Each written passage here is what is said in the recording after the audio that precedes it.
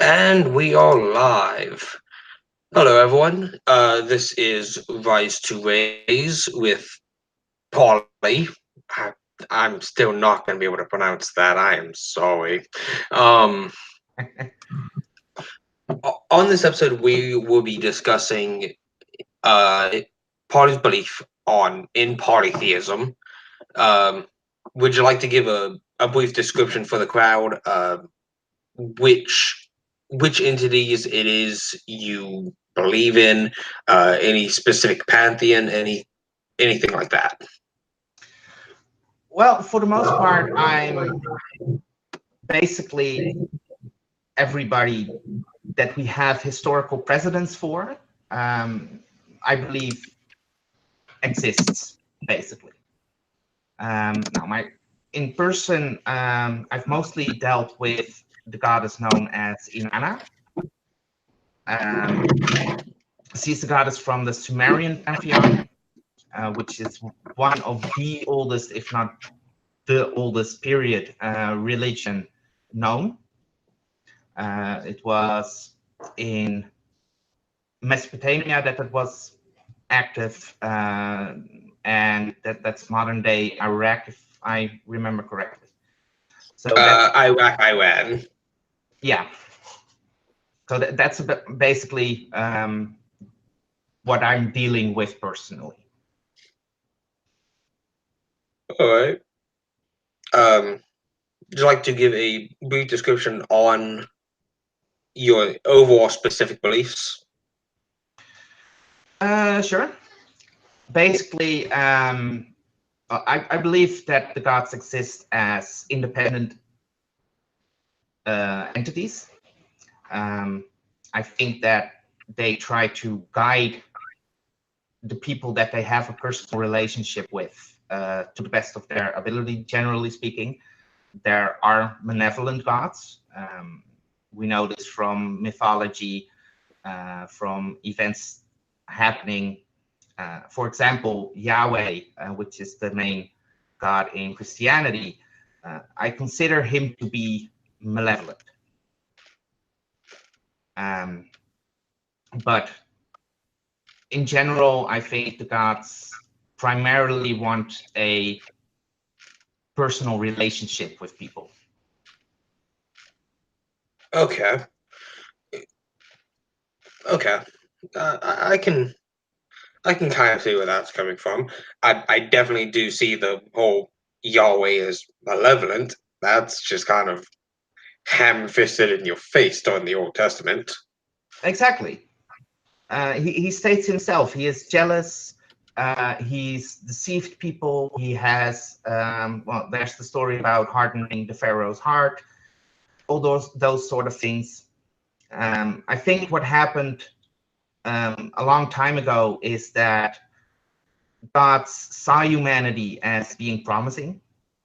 They decided that they would help us. And how they did that was by basically what we consider countries here. So they divided it up in regions and they helped people within that region to the best of their abilities, or at least that was the idea. So to get back to Yahweh, what I think happened was he decided, well, I'm going to do this alone because he is jealous. And instead of trying to actually guide the people of Israel, I think it was, what happened is he decided, well, I am going to position myself within these followers as supreme, as creator God, and try to basically stretch my influence that way. Okay, So okay. that's a bit how I see the Christian tale about what happened and how that basically clashes with what we see in reality when you look at all the other regions, their gods. Okay. So, correct me if I'm wrong. I'm not trying to oversimplify or get it wrong in any major way. You're saying you see Yahweh specifically as knowing he's part of a pantheon, but trying to install a monolith, mono, monolithistic religion where he is the only one that's accepted to stretch his influence. Yeah, basically. When we look at pantheons, basically what I see them is sort of the gods, the divine version of a government. Not that they rule in the same way, but as sort of how that's supposed to work. So you have multiple gods that each are responsible for certain aspects.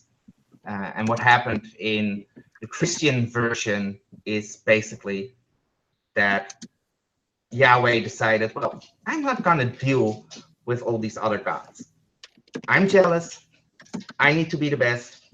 So that's how he positioned himself. As Archivos, I hope I pronounced that correctly. Yeah, I was about to say he asked a question. Yeah, that's.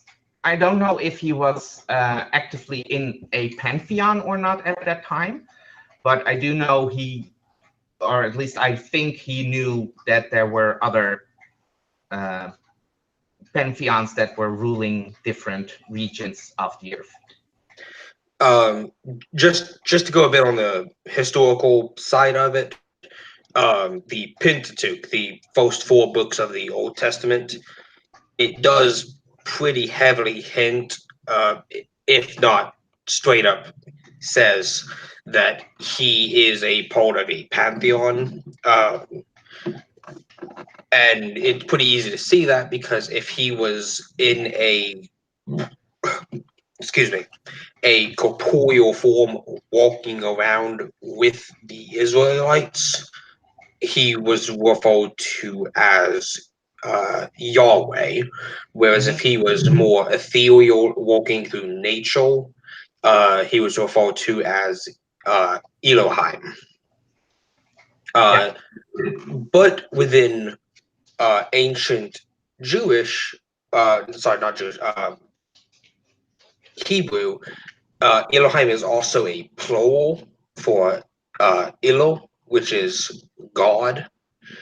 So it did pretty much ham and fist imply that the Christian God was at one point a pantheon of gods that either all got absorbed into one god, or it went from a fairly primitive form of polytheism slash pantheism to monolatrism to from polytheism to henotheism to monolatrism to monotheism. Yeah, there are a lot of. You also have him saying he will judge the gods of Israel, not the gods of Egypt, clearly implying they are actual things to exist. Yes. So it does sort of. I will say your view does at least match the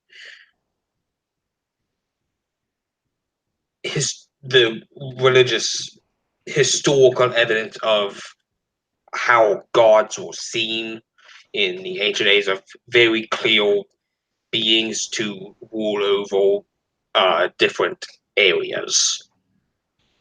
Yeah, we see it a lot within the Bible. So he claims he is a jealous God. You shall not hold any other God before me. There are a lot of hints that suggest, yes, there are in fact other gods.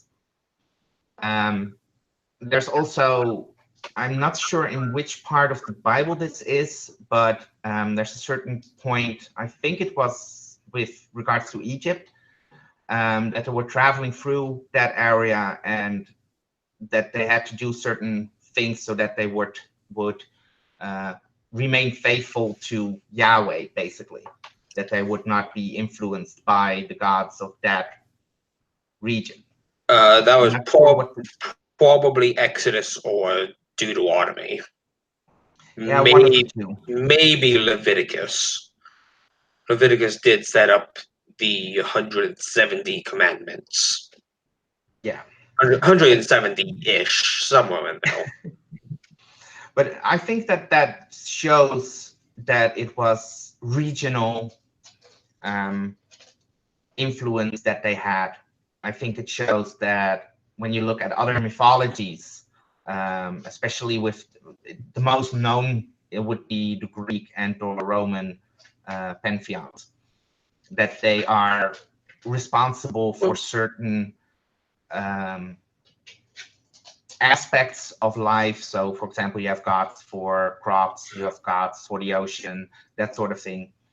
And I see that basically when you try to make a parallel to what we see here on Earth in government, I see that a bit as the ministers. So you have a minister of infrastructure, of urban development, all those sort of things. And I see that a bit like the same kind of I don't know the word, sorry. It's fine. The roles that they have.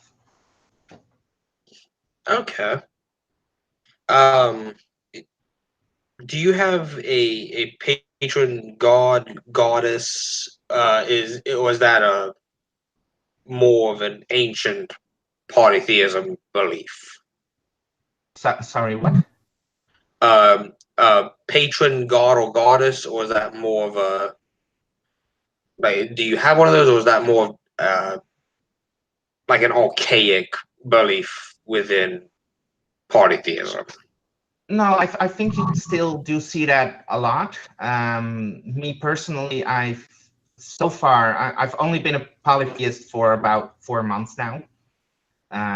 So that's not exactly very long. Before that, I was an atheist for all my life. So I haven't explored too deeply into the different gods that do exist. I've mostly been dealing with the goddess Inanna, who came to me at a certain point and basically just demonstrated her power to me. And that's why I converted to polytheism. But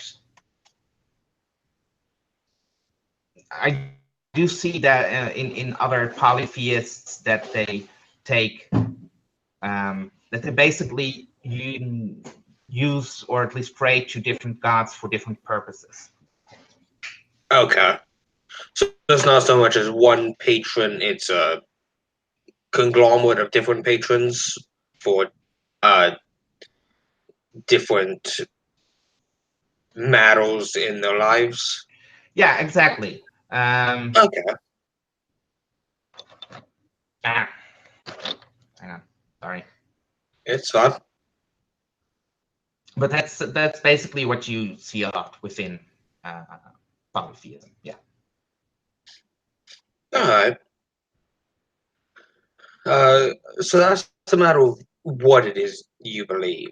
Would you like to go into detail on why, or is because I know with Moni said it kind of got a bit personal. If it's personal enough to where you don't want to discuss it, that's fine.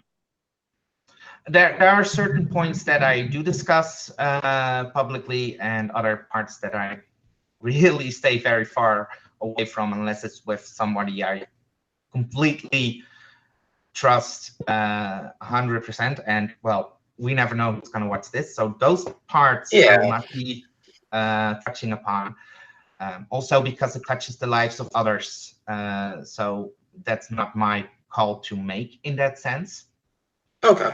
That's perfectly reasonable.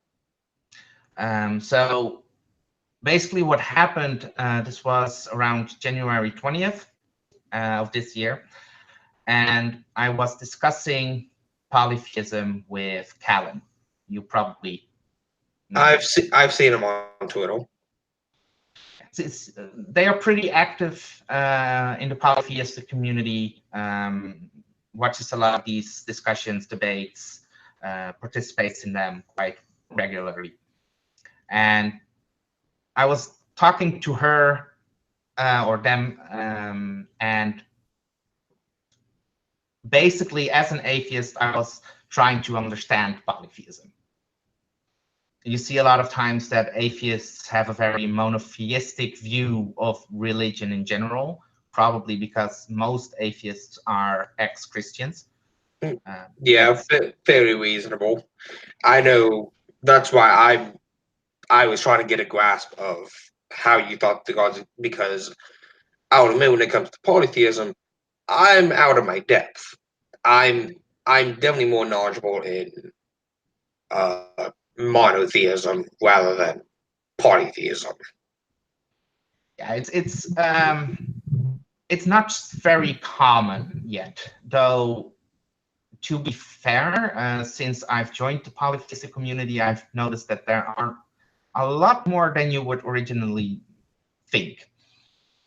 A lot of people, as polytheists, would basically hide as Christians, for example, for fear of, well, family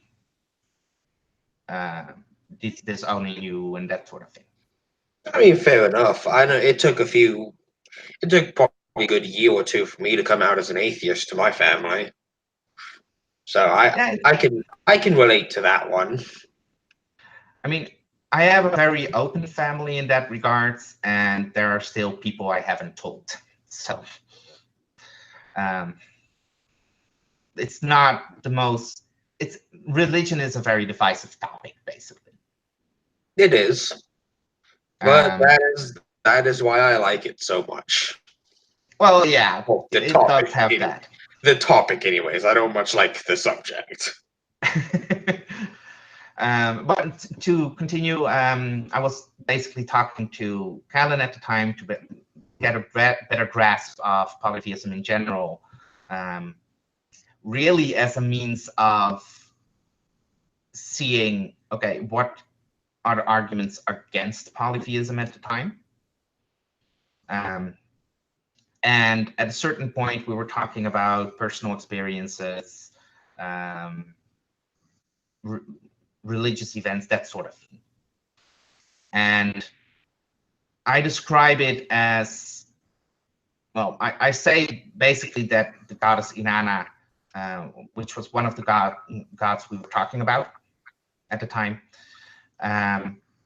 she basically visited me spiritually. And it's a sense of overwhelming power.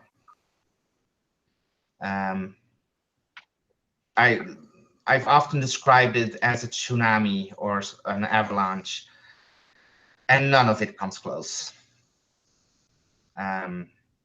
Basically, what happened was first I started feeling, well, that sense of power, and a sense of awe, basically. And as I was talking to Callan at the times, told me to try to be receptive to it.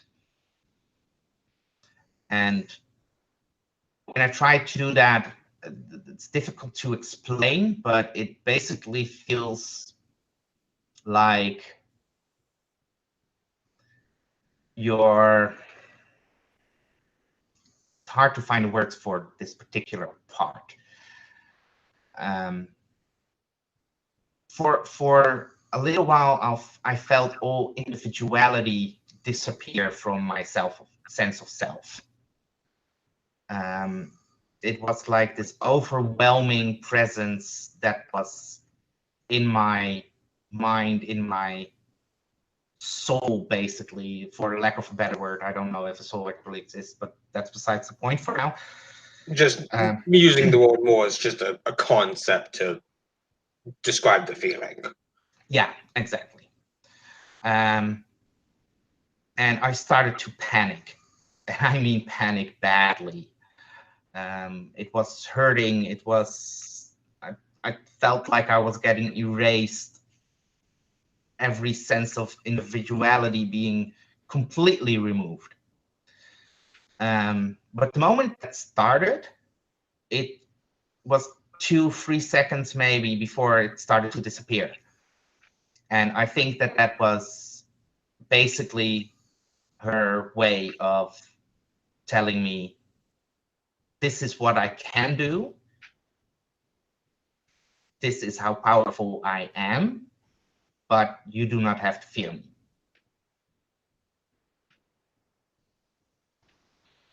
And Oh, okay. I don't think they can. Basically, I think they somehow managed to communicate more through feelings and sensations than actual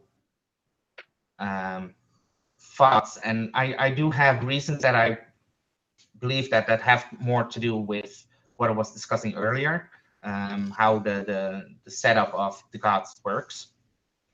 But to get back to the story, at that point, I started getting really weird sensations all over my body, like this feeling of cold chills, if you've ever had that. I think most people have. Running through my entire body, but about 1,000 times as strong as anything I've ever felt. And at that moment, I started feeling guided, basically. I started sensing well, I was, at the time, I had a couple pages open about Inanna specifically, because Callan also worships her. And I had a couple pages open that I hadn't looked at before yet. And my eyes were drawn to one very specific page. So when I opened it, I had text, the words of the text on the page in my mind, telling me exactly who she was, what she was doing, that sort of thing. And I think that was her way of showing who she was exactly, instead of just a general God presence.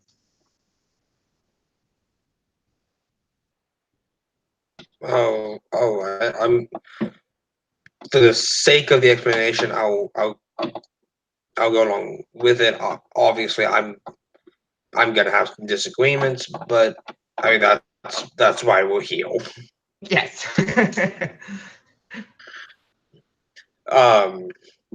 And if you look at in the chat, Agros, Ageless, he has asked a question. He knows you're in the Cabal Discord chat. Yeah. He wondering how a polytheist managed to join a band mostly atheist in his world, Misfits. Well, when I'll I have you joined, know, real quick, I'll have you know, Adros, I'm not a misfit. I'm a cunt. Get it right. well, basically, when I joined, I was still an atheist. My conversion didn't happen very much later, but I'm guessing maybe a couple weeks. But at the time that I joined, I was still an atheist. Okay. And I've remained good friends with all of them, really. Yeah, I've noticed not many of us all discriminatory. I'd argue none of us really all. I'd say the only discrimination we have is against stupidity. And so long as you have a reasonable answer for your faith, I don't think any of us really have an issue with it. I've discussed it in a bit more detail than what I'm discussing here, but I've discussed it with a couple of them, including truth through science, and basically the problem starts the moment you try to find explanations for it. And I've been unable to find anything that accounts for the rather vast variety of things that happened. I mean, and I see that as fine. The simple "I'm not sure," it at least to me, it's infinitely more valuable as an answer than to make stuff up. Oh, certainly. Uh, so let's just say the average Christian, after us why they like whatever they have their beliefs, and they just say, like, I don't know. This is just what I believe. Hey, fine. That is a perfectly reasonable answer. I'm gonna disagree with the conclusion, but Certainly. I at least respect that they at least aren't trying to make stuff up or retrofit uh other areas fit their fit the beliefs to try to prove whatever it is they believe. Um, so I mean, I will always take an I don't know or I'm not sure. Let me get back to you at a later date when I figure that out. I will always take that and be nicer than someone who, well, like Kid Ham, who tries to retrofit science to fit their beliefs. Yeah, that generally speaking just does not work. Um, so I at least do appreciate the your answer of I'm not really sure how to explain this because it does show a great deal of intellectual honesty on your end about your beliefs. Thank you. I've noticed, especially among monotheists and primarily Christians in that regards, that basically the moment you try to stay intellectually honest in these sort of things, they always, I have had a lot of times that they think I'm still an atheist. Even when I explain, no, I'm a polytheist, they will always say that I'm like an atheist in all those things. So I take that Well, as a compliment, generally speaking. well, just know if they ever say that, you can easily turn around and say, "You're an atheist to my gods." Oh, I have in a lot of I ways. just I do love those arguments because, like, I know I still get called uh, a Christian by my family because at least by the family that doesn't quite accept that I'm an atheist, but still has something to do with me. Excuse me. See a previous episode where I did discuss my own beliefs. I lost some family when I came out. Um, to this day, they still want nothing to do with me. They pretty much disowned me as family. Um, but the ones that do still have something to do with me, if they don't just outright accept, okay, he's just an atheist. He's still the same person. He just doesn't accept what I do. Um, but they still think I'm a Christian because I'm not out murdering people all the time or raping people. It's like that's kind of fucked up. Like, Yeah, the way, I'm especially, like you're nearly as atheistic as I am. I just go one god further than you. yeah, if it's pure,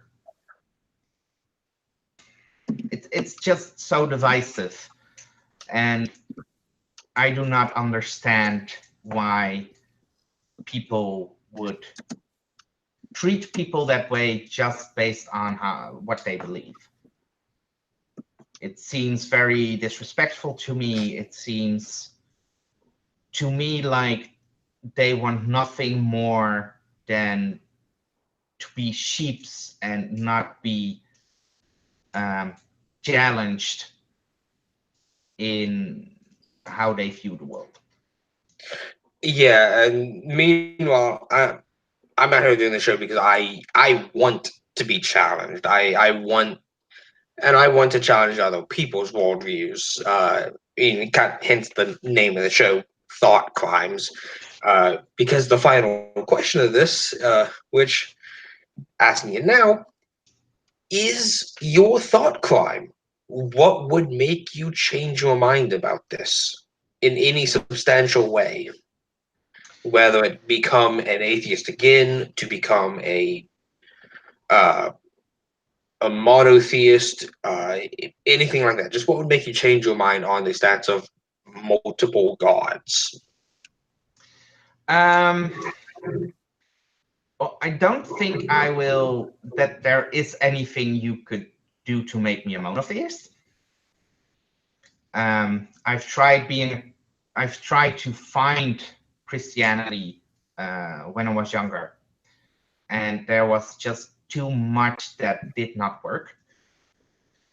That did not make sense within that viewpoint. Well, As keep in mind though, is to monotheism than just Christianity. You well, have that's true. you have Jainism, a few select sects of Hinduism. It's weird. I mean, hell, there are some branches of Christianity that have three deities. Yes. So, Yeah, absolutely. But what I mean, when you talk about personal experiences and when you take that into account, and this is where Christianity shows its deceiving nature. The moment you have personal experiences, it's either from Yahweh or the Holy Spirit or whatever they want to call the fucker. Um, and otherwise, it's fake. Right? Those are the two options they have. But the moment you start looking at the world around us and the vast diversity of personal experiences, this does not make sense. This stops being an actual rational explanation. So in that sense, I think that monotheism will always fall short. The moment you have a personal experience of the buffalo spirit of Native Americans, it's a completely different experience and feelings than you have with, well, for example, the goddess Inanna, which is again very different than an experience you have with Yahweh. So in that sense, I think that monotheism just fails outright. So that's why I say I don't think I would easily go that way. okay. Now, there are, of course, attempts to find natural explanations for personal experiences, and some are explained that way. And basically, what would get me to consider myself an atheist again would be any contradictory evidence. Right? So we have a lot of things that, for example, by happy coincidence, I was writing an article earlier about evolution and God, basically. There are some people who manage to claim evolution disproves the existence of God. Yeah, I've never understood that one. You can have both. All it does is disprove the literal account of Genesis. Exactly. there is no contradictory evidence for the existence of God, at least in my knowledge. But if there was ever anything that would contradict the existence of gods, then at that point I would have, well, I am constantly reevaluating, but then I would be reevaluating my beliefs in light of that new evidence. All right, and so that would answer your what would make you change your mind. Now it's really just the chat asking questions for a few moments until, well, we really don't have anything else to answer. And of which, Baby Girl 87 asked, how do you know about personal experiences from others? You've only mentioned one. Yes, I've personally only experienced the goddess Inanna, and I've had a lot of experiences with her. And thank you, by the way, my fiance. Oh. But I have discussed personal experiences that others have had with polytheists that I've come to know since my conversion, basically. And you notice that, for example, the Norse gods don't usually interact that often directly in the same sense that I've described with Inanna. They often interact through omens, through dreams. I mean, I don't know about that. Thor did take out some robots and kill a genocidal tyrant. True. So, but the also when you start looking at the mythology around it, you notice that they describe very different personalities and very different desires, needs, that sort of thing. And you see that also, again, within the framework of worship, of interactions. One of the main ways to verify personal experiences and personal revelations, basically, is through the use of mythology. And most polytheists don't see it as the mythology being that we should take it literally. But they do describe the god's personality.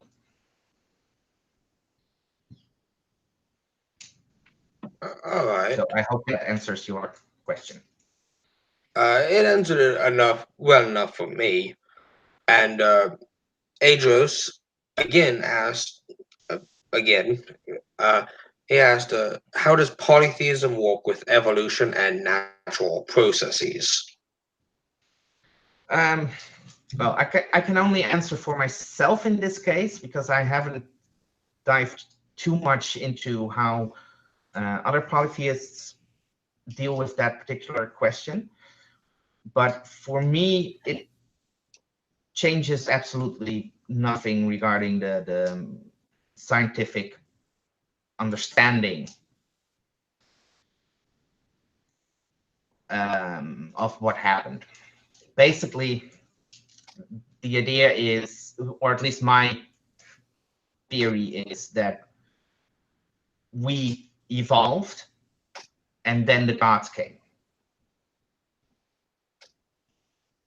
Okay.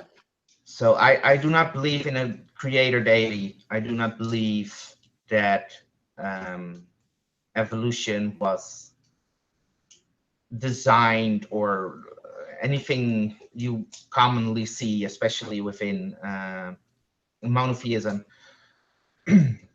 But instead, what I think happened is that we evolved, we came to be, and the gods saw potential in us and decided that we were worth to help, basically.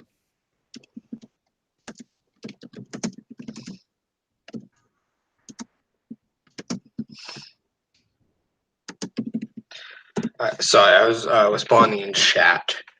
Um, so it so you don't think they've guided it in any way? It's just humans showed up and then the gods followed suit.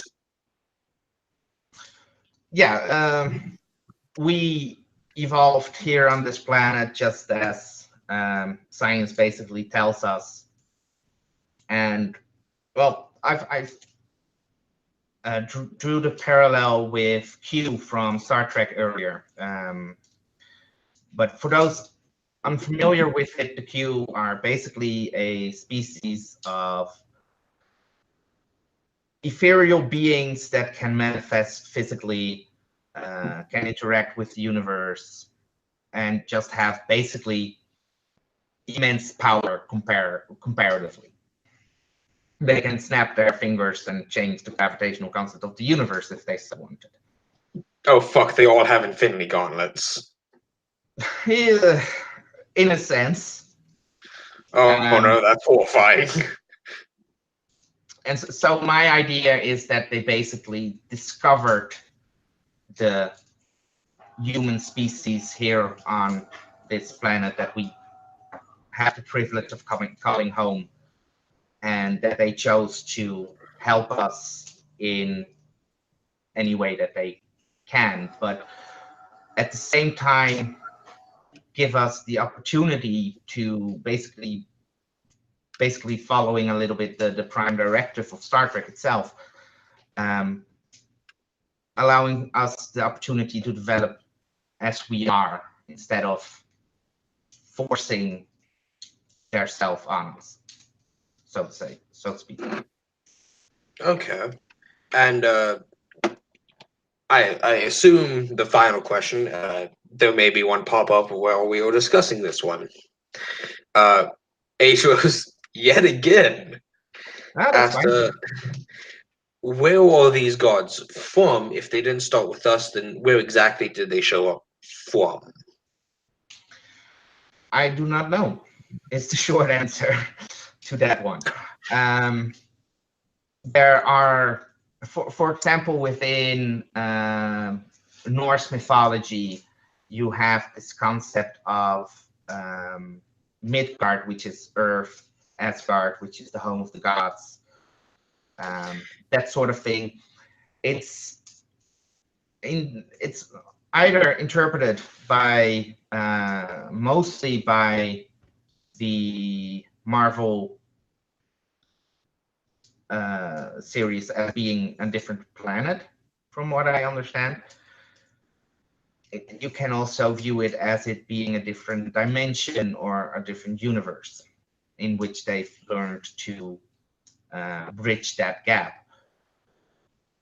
I do not know exactly where they're from, and if it's even one place. I mean, it could be if the gods developed somewhere, maybe it happened twice. Maybe we will reach a point in our evolution or something that will basically give us godlike status. You don't know. Okay, and you actually just answered the next question.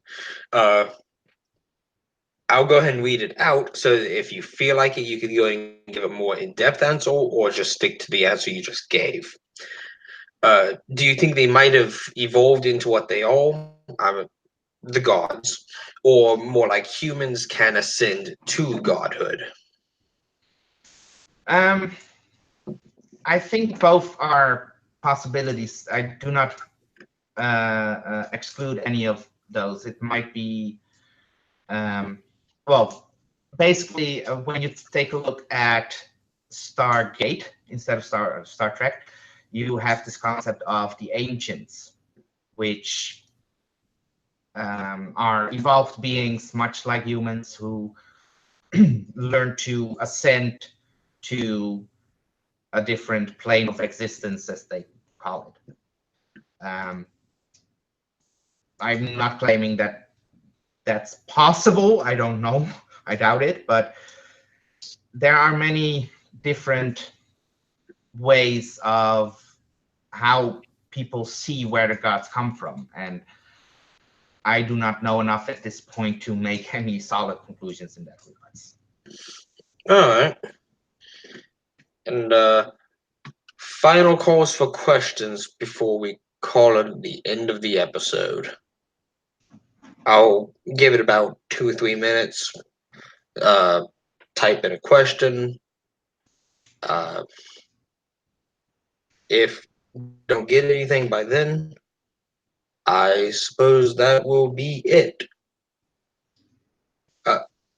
Okay. Are aliens a possibility too?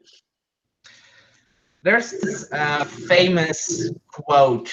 I'm not sure who said it anymore, but sufficiently advanced technology is indistinguishable from magic. And I think that basically says it all. You Officially advanced. It's indistinguishable from magic, was said by Arthur C. Clarke. yes, of course, I should have known that. Seriously. How could I forget? In fact, come to think of it, I think he's also made another quote that said there are two possibilities. Either we are alone or we are not, and both are equally as terrifying. That is absolutely true. That is absolutely true. But I think it demonstrates that aliens, at the point that they are sufficiently technologically advanced, or maybe even evolutionarily advanced to such a point that they can choose to portray themselves as gods, what makes them not gods at that point? I would say definitions, but that's more just a wordplay semantic issue. Well, when you look at the polytheistic definition of what it means to be a god, you often come back to the definition as stated in a book, The Case for Polytheism by Stephen Dillon. And that basically states three criteria. First criteria is disembodied consciousness. Second criteria is more powerful than evolved minds. And the third one is remarkable greatness. Me personally, I question the first and second criteria. And the reason is basically this very discussion. The moment aliens are so powerful that you can no longer distinguish their power from the power of a god, what makes them not a god?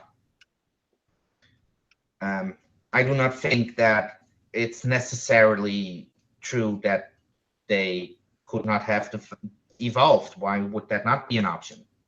I do not think that it's necessarily true that they are disembodied. Perhaps they are capable of somehow projecting their thoughts. I don't know. All right. And it's something that I'm actively wrestling with. All right. And I would say for the last two questions before we call it an end, because after this I have errands to run. I need to make sure I can. I need to make sure I can stay living in this apartment. So What about mythical creatures or magic? Is any of that involved? What are mythical creatures or magic? Magic is, the way I see magic in itself, is just a way of manipulating energy in ways that we have not yet been able to explain through science. So, for example, one day we developed electricity, basically. But before, no, let's take a more concrete example. We used to use herbs as ways to help injuries, alleviate symptoms, that sort of thing. At that point in time, this was considered magic. So for me, magic is nothing more but the manipulation of energy and matter in ways that we have yet to grasp.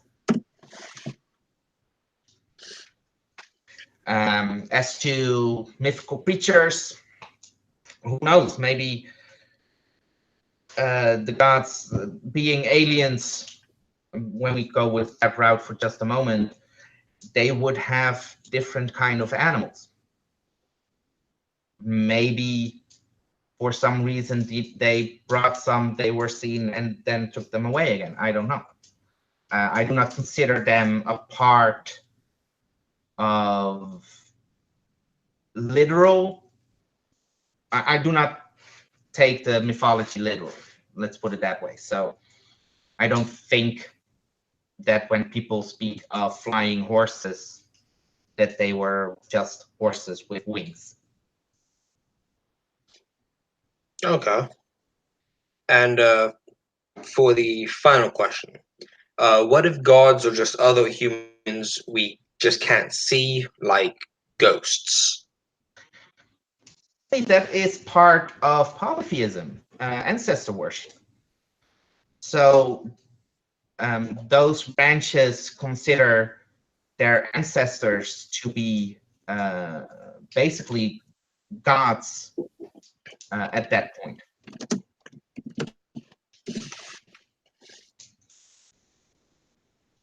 The ancestors are gods? Yes, they basically become gods, or at least worshipped as gods after they die. I'm not sure how that works. I don't have experience with it myself and haven't looked too far into it. But there is that tradition, especially in Japan, if I remember correctly. Okay. All right. Oh, and I will say that does answer all the questions. Um, you've answered all three of my questions. Um, so I would like to say uh, thank you for coming on my show. Um, No if worries. you uh, if you will, everyone, go and follow Party over on Twitter. From the few interactions I've had with him, he's a swell guy. My Twitter is polyrhaugh, just as it's spelled in the episode. And don't forget to like, subscribe, and do all the other things you usually do with YouTube comments. Uh, in the description following the episode, once it is actually posted up, it takes about an hour after the stream for it to become just publicly available. I will be going in and adding my Twitter, Polly's Twitter, and a brief summary of this video. I need to do that with previous videos as well. So if you haven't followed anyone I've had on, go and check out their descriptions in about an hour or 2 hours, somewhere in there. Uh, on that note, do what he said. Like, comment, and subscribe. Thank you. It really does help. I'm trying to grow this channel up. I want to have more people on. Um, and while I know I can be a bit disagreeable on Twitter, I can be very harsh towards people. Uh, just know it is a character. Um, when it comes to everyday discussions, I'm a lot more agreeable, a lot more reasonable. I'm just an asshole on Twitter just because I can be. Um, so never fear if you message me about wanting to come on the show.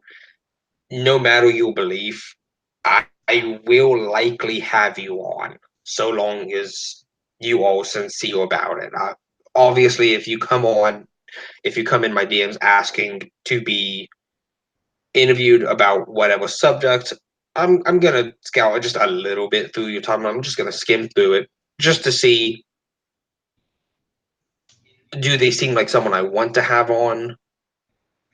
Um, but chances are I will gladly have you on.